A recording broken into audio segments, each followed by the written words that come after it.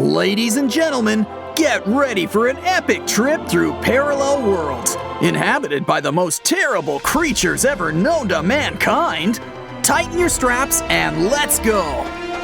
Our first stop is Jurassic Park.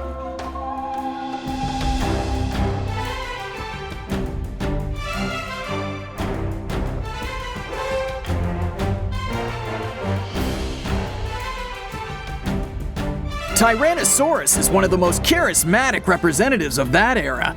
Guess how much this guy weighs? 7 tons! And their height was around 39 feet. No worries, we have plenty of other monsters.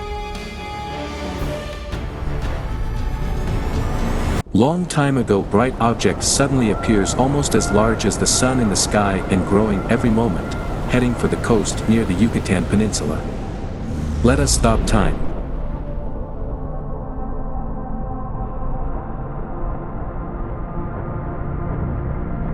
Here we see the unnamed asteroid larger than Mount Everest. It reaches from the ocean high into the atmosphere, higher than passenger planes would fly millions of years later.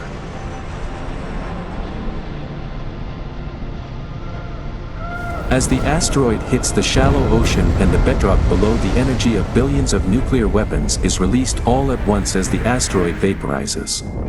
A flash of light illuminates the sky as an eerie bright white sphere grows over the Gulf of Mexico. The gigantic explosion crashes against the atmosphere with unprecedented violence and causes a shockwave that reaches speeds of more than 1,000 kilometers per hour near the site of impact. In Middle America, basically any soil, vegetation, or animal is just shredded into pieces and catapulted thousands of km away. A ring of tsunamis as high as 1 kilometer, enough to cover all skyscrapers humans would ever build, heads in all directions.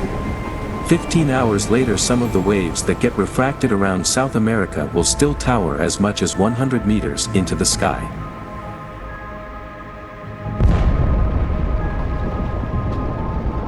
An incredible amount of material is blasted into higher atmosphere or even out into space, as much as 60 times the original mass of the asteroid. A lot of the debris yeeted into space will orbit Earth for thousands of years, some hit the Moon or even Mars. But most of it comes right back. When things fall through the atmosphere at such speeds, they get very hot, like hundreds of degrees hot. And this happens to millions of tons of material everywhere.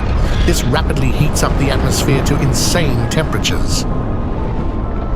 How bad the global effects of this were is contested, but if enough heat reached the surface, a lot of plants and animals would have died very quickly if they couldn't bury themselves or escape into caves.